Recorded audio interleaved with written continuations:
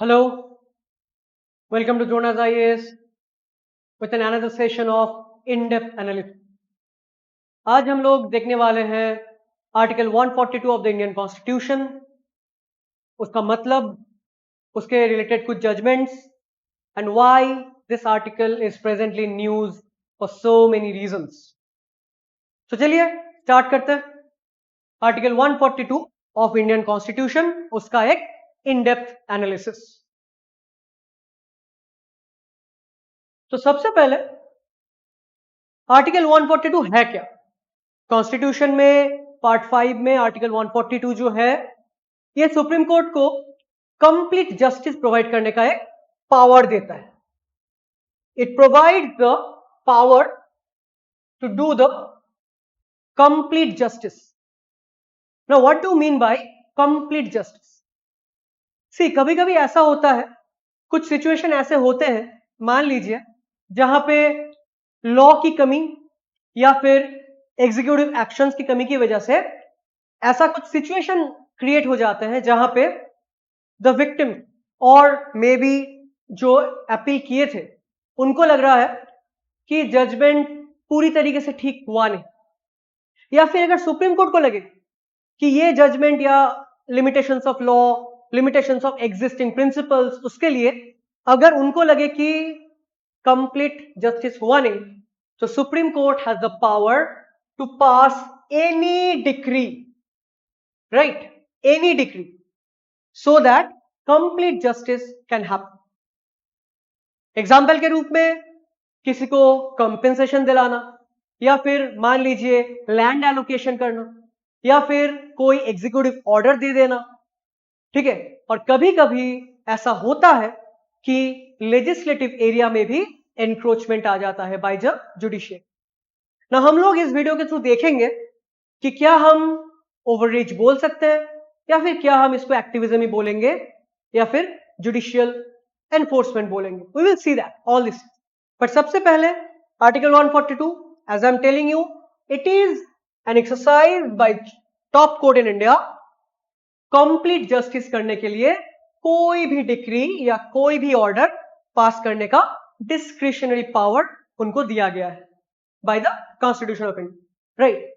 And that decree or that order will be enforceable throughout the territory of India. पूरे India में वो applicable हो सकता है, through out the territory, right. अच्छा, इस आर्टिकल 142 का और एक प्रोविजन भी है कि कोई भी लॉ जो पार्लियामेंट बना रहा है या फिर टेरिटरी ऑफ इंडिया के भीतर, ठीक है, it has the power to make any order for the purpose of securing the attendance of any person, कि आपको कोर्ट में आना होगा, या फिर discover your production of any documents, investigation, punishment, या फिर कोई भी.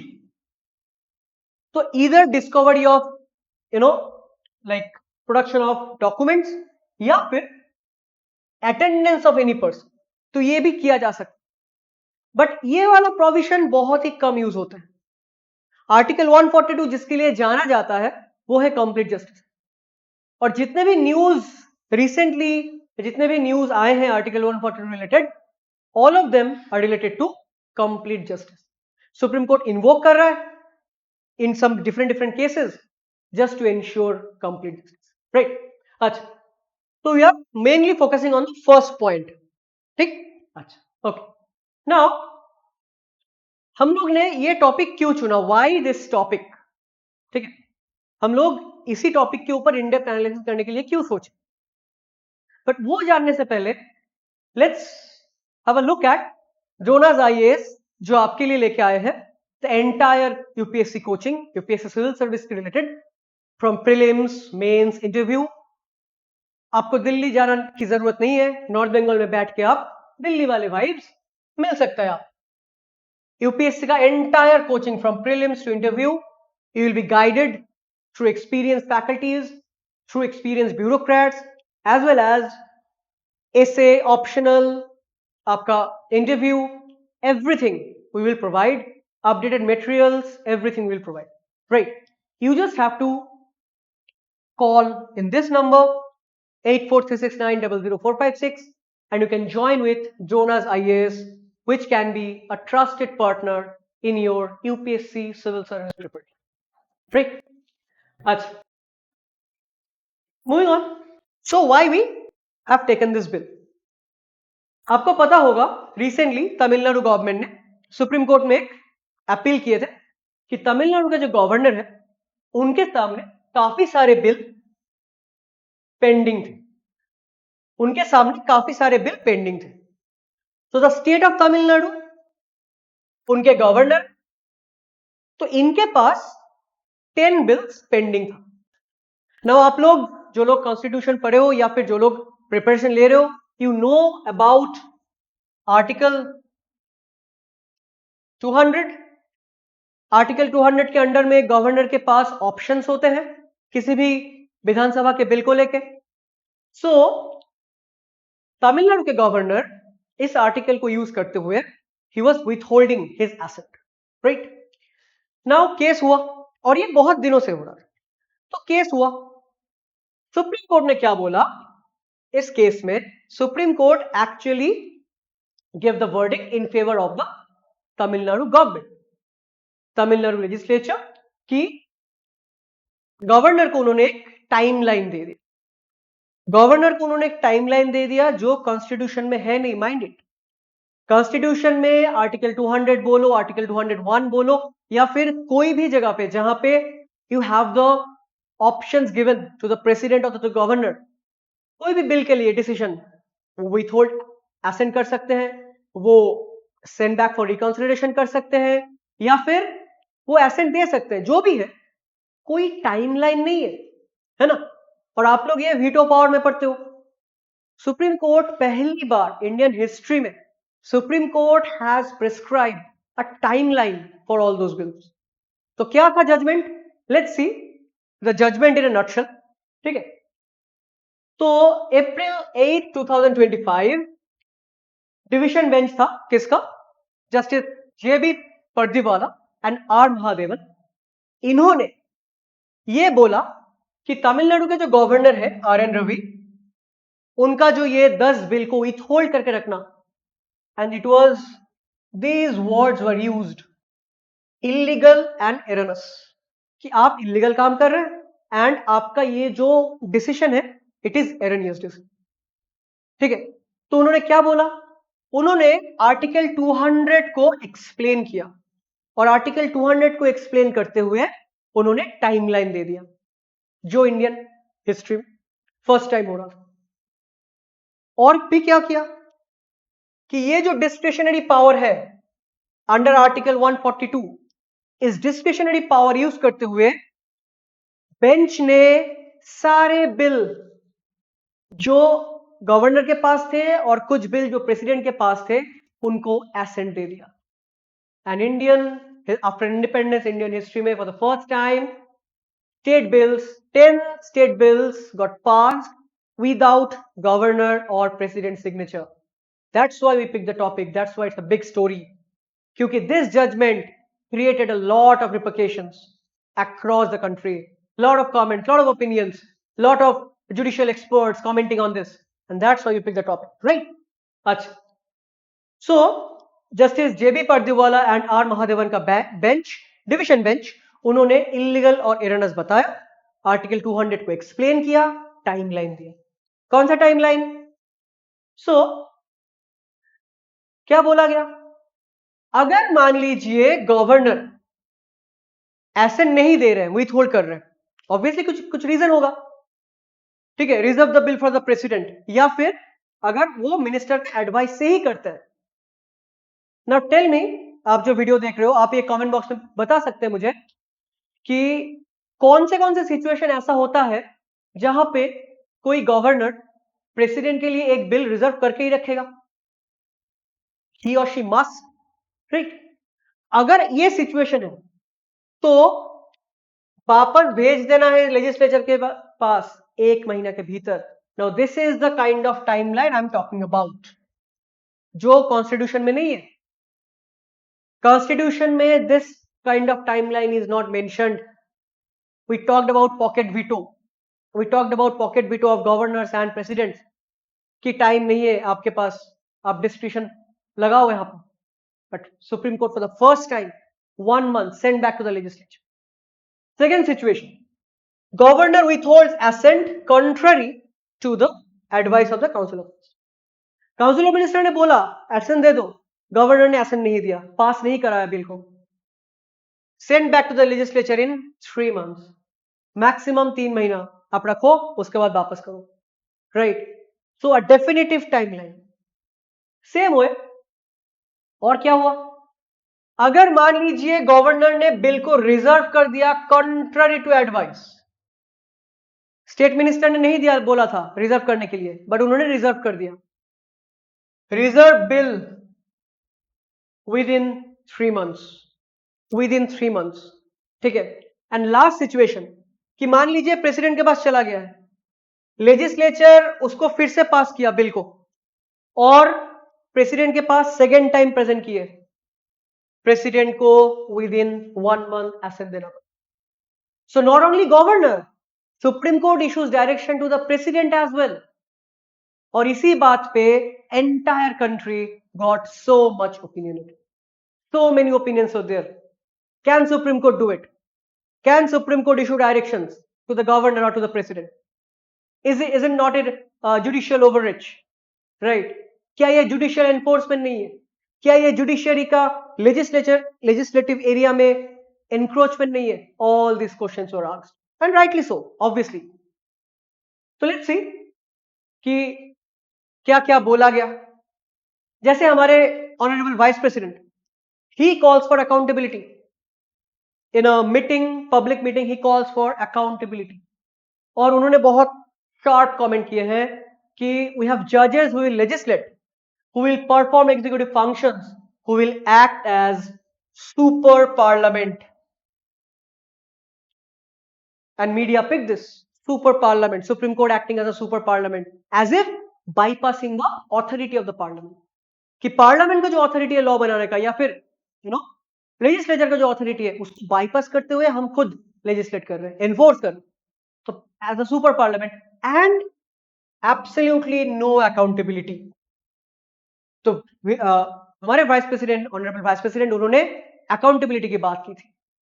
सेम हुए हमारे ऑनरेबल प्रेसिडेंट, उन्होंने अंडर आर्टिकल 143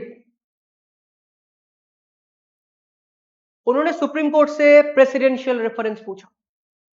आप जानते हो under article 143 supreme court can advise president, right?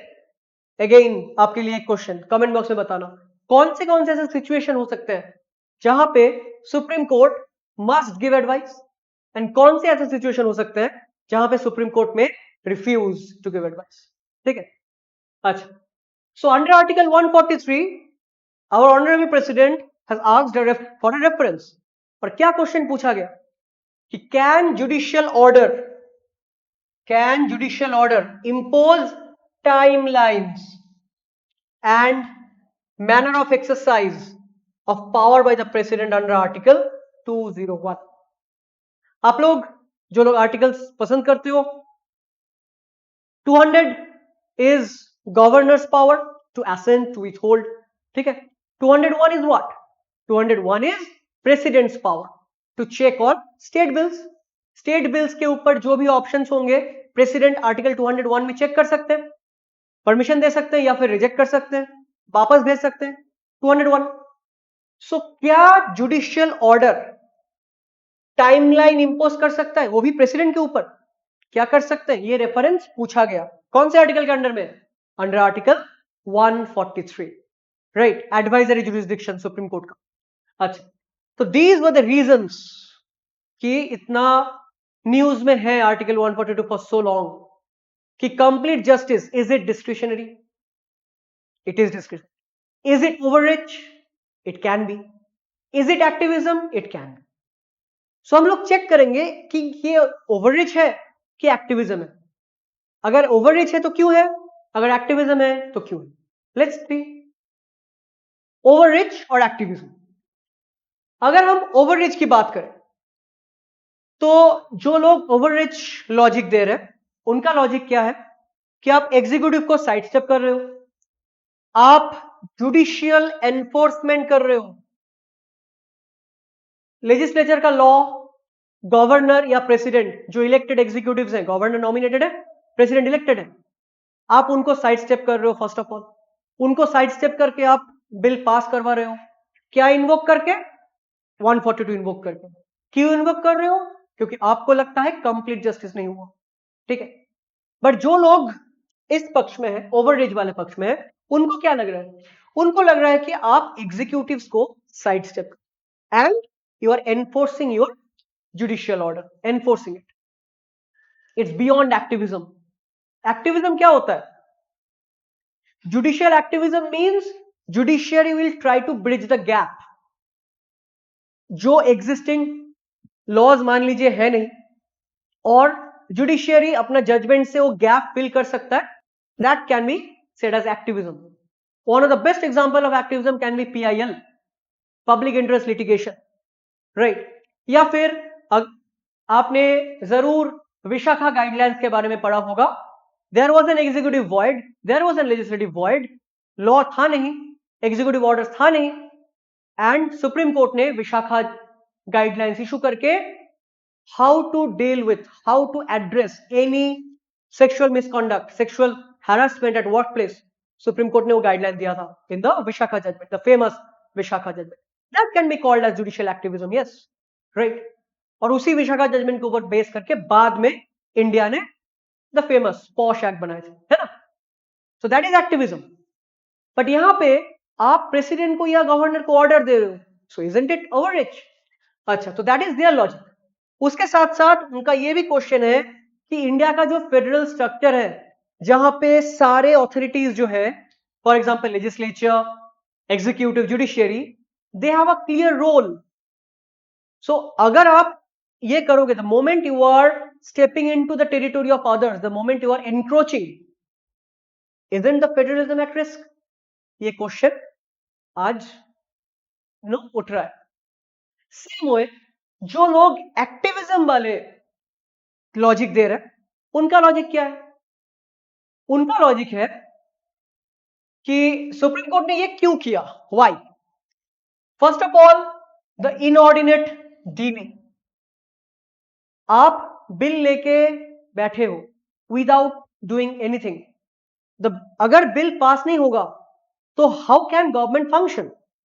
तो the inordinate delay, because ultimately अगर बिल पास करने में डिले होगा तो ultimately the service provide by the government, it will be get delayed.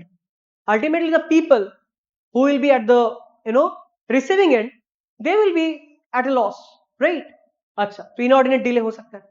Second क्या, कि आपने एसेंट विथहोल्ड करने का कोई रीजन नहीं दिया था, no reason, and supreme court ने ये प्रिज्यूम किया, या फिर sorry for the word presume नहीं होगा यहां पे, सुप्रीम कोर्ट ने ये जज किया कि may be the reason for not withholding assent is political.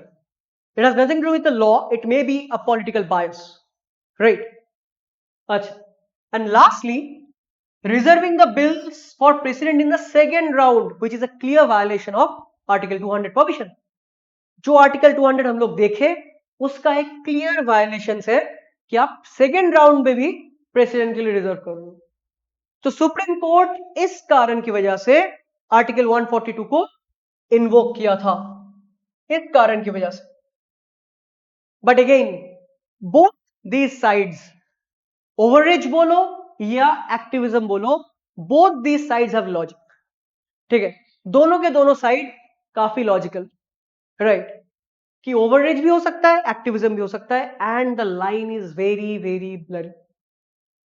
इन दोनों का जो लाइन है, it can be blurry at times, right, ये बहुत धुंधला हो सकता है। अच्छा, नाउ हम देख लेते हैं कुछ इंपॉर्टेंट जजमेंट जो सुप्रीम कोर्ट ने आर्टिकल 142 इन्वोक करके दिया था, या फिर 142 को इंटरप्रेट किए थे, ठीक है।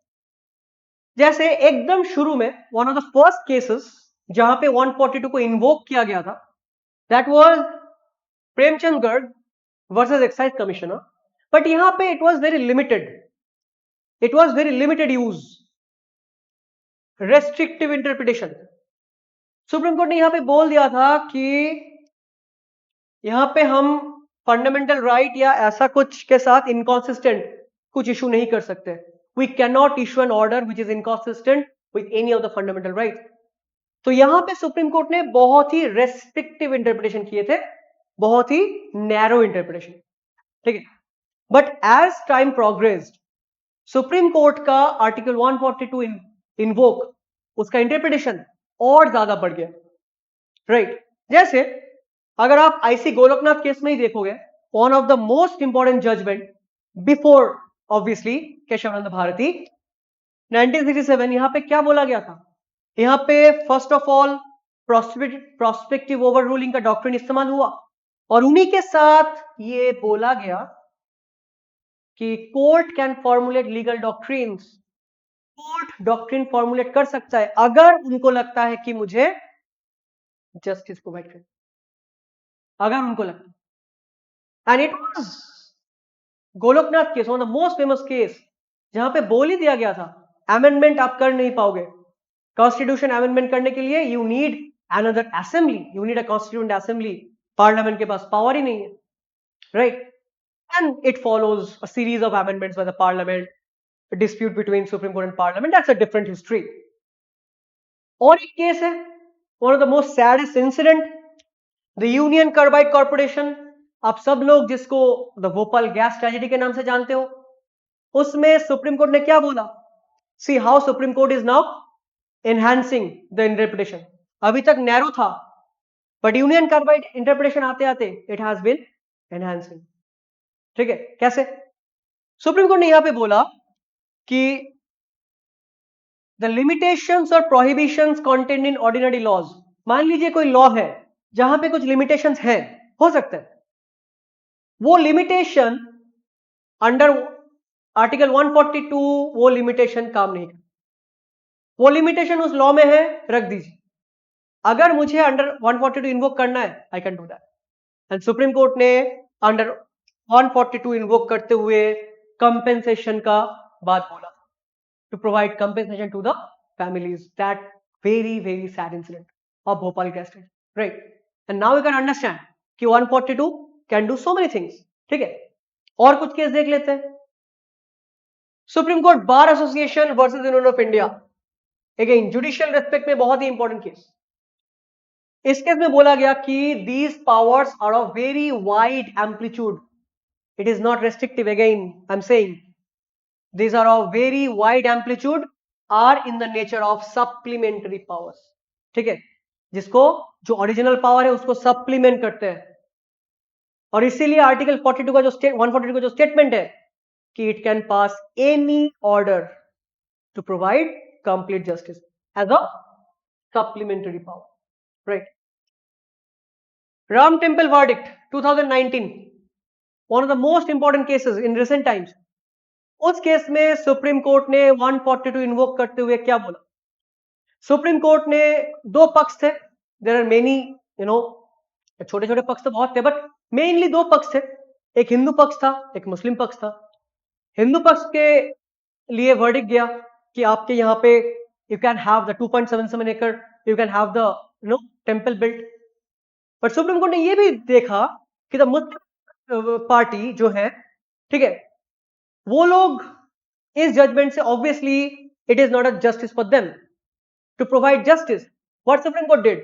Supreme court allocate 5 acres of land to the Sunni Waqf board for a mosque. उन्होंने बोला आप यूपी में ही, ठीक है, राम टेम्पल से थोड़ा दूर, आप उनको 5 एकड़ लैंड दीजिए जहां पे वो मॉस्क क्रिएट कर सकते हैं, because there was a mosque at that point, ठीक है। We are not going into the historical controversy of it, we are just saying how Supreme Court invoked 142. Supreme Court ने the judgment was given to the in a favor of the Hindu पक्ष, but Muslim पक्ष के लिए ये जो allocation करना, it is just to provide company. Same way, inclusion of Nirmohi Akhara in the trust, the Ram Janmabhoomi Trust and Ram Temple Trust जो बने थे, उसमें निर्मोही अखाड़ा का inclusion भी complete justice का part, क्योंकि they were again one of the parties, right? So Ayodhya Ram Temple verdict 142, and that time also newspaper picked it up. That time also media talked about it. 142. एकदम recent 2024 में अगर बोलेंगे, high court bar association Allahabad versus state of UP and others, इसमें भी बोला गया कि this power of court under article 142 can not be exercised to defeat the principle of natural justice. अगर मान लीजिए कोई जजमेंट ऑलरेडी एक ह्यूज अमाउंट ऑफ लिटिगेंट्स को एक बेनिफिट प्रोवाइड कर रहा है, उसको हम रिवर्स नहीं कर लेंगे. नेचुरल जस्टिस अगर हो रहा है उसको हम रिवर्स नहीं करेंगे. Again the principle of natural justice मतलब क्या? To provide complete justice. That's why there are so many other examples, right? There are so many other examples we can quote, but overall जैसे on the top of my head अभी जो example याद आ रहा है कि there was a student who could not afford some money to get into IIT, and Supreme Court took cognizance of the case, and under Article 142 Supreme Court said these brilliant students should not be left out just because of some 70,500 or something. So again 142 can be a huge boon to provide complete justice, right? अच्छा, so हम लोग क्या conclude कर सकते हैं? ठीक है, what we can conclude from all these discussions, from all this analysis, what we can conclude? We can conclude the first thing that there should be a separation between the organs, executive, legislature and judiciary. There should be a separation. Now see, India में airtight separation है. It is very honest. India में executives are part of legislature and judiciary जितना भी अलग judiciary है, independence of judiciary is there, it's one of the basic structure, that's fine, but airtight separation नहीं है. ऐसा नहीं है कि एक दूसरे के एरिया में मतलब इंटरफेरेंस होता ही नहीं है, but there should be. India is now a mature democracy. India should made certain changes so that these organs do not encroach upon each other. ये होना चाहिए कि एक दूसरे के काम में टांग अड़ाना ये बंद होना चाहिए, ठीक है? A discretionary powers trend analysis cannot be done, or it can be very difficult. See, what we have seen through the analysis कि कभी सुप्रीम कोर्ट बहुत ही रेस्ट्रिक्टिव अप्रोच ले रहा है, कभी सुप्रीम कोर्ट बहुत ही एक्सपेंसिव अप्रोच ले रहा है, राइट? तो इसका ट्रेंड एनालिसिस करना बहुत मुश्किल है, क्योंकि आखिर में ये डिस्क्रिशनरी पावर है. डिस्क्रिशनरी पावर का मतलब क्या? कि as the case fits, as the situation fits. अगर वो सिचुएशन डिमांड करता है आपका कोई एक्सपेंसिव इंटरप्रिटेशन का, supreme court will do that, right? अगर वो सिचुएशन डिमांड करता है कि no I will interpret it in restrictive manner, supreme court may do that, right? अच्छा, और एक चीज हो सकता है कि अगर लॉ बेटर बने, अगर पॉलिसी डिजाइन थोड़ा सा और बेहतर बने, तो हो सकता है सुप्रीम कोर्ट को 142 इंपोज करना थोड़ा कम कर दिया जाए, हो सकता है. If we have better laws, if we have good laws, and those laws are maybe non-ambiguous, ठीक है? Those laws are very clear. See, we are evolving, right? And situation evolves हो रहा है, हमारे rights evolve हो रहे हैं, हमारे demands evolve हो रहे हैं, and उसके साथ साथ कुछ laws में changes जरूरी है to go with the present situation. अगर इंडिया में better laws and better policy design होता है, बेटर एग्जीक्यूटिव आउटरीच होते हैं, तो हो सकता है we don't even need article 142, right? और maybe it will less, ठीक है, इट विल बी लेस. अच्छा, बट एक चीज बहुत सर्टेन है, one thing is very certain, that जब तक इंडिया में लॉज को इंटरप्रेट किया जाएगा, जब तक एग्जीक्यूटिव और लेजिस्लेचर के डोमेन एक या फिर लेजिस्लेचर और जुडिशरी का डोमेन एक दूसरे से टकराते रहेंगे या फिर ओवरलैप करते रहेंगे, तब तक there will be scope for application of 142. There will always be scope, right? क्योंकि ऐसा सिचुएशन इनएविटेबल है इंडिया में जहां पे हो सकता है there is no law for it. ऐसा सिचुएशन हो सकता है इंडिया में जहां पे कोई एग्जीक्यूटिव ऑर्डर है ही नहीं, या फिर वो सिचुएशन पहली बार हो रहा है. ऐसे सिचुएशन में how to handle supreme court में यू नो गैप, वो जो गैप है उसको फिल कर सकते, ठीक है, राइट। तो there will always be situation which calls for the application of 142, ठीक है। तो ये हम लोग कंक्लूड करते हैं कि ये एक डिस्क्रिशनरी पावर है 142 and it depends on the situation जब सुप्रीम कोर्ट ये इन्वोक करेगा, ठीक है। Sometimes it is needed because our lawmaking process can be a bit slower, right? The legislature executives process can be a bit slower.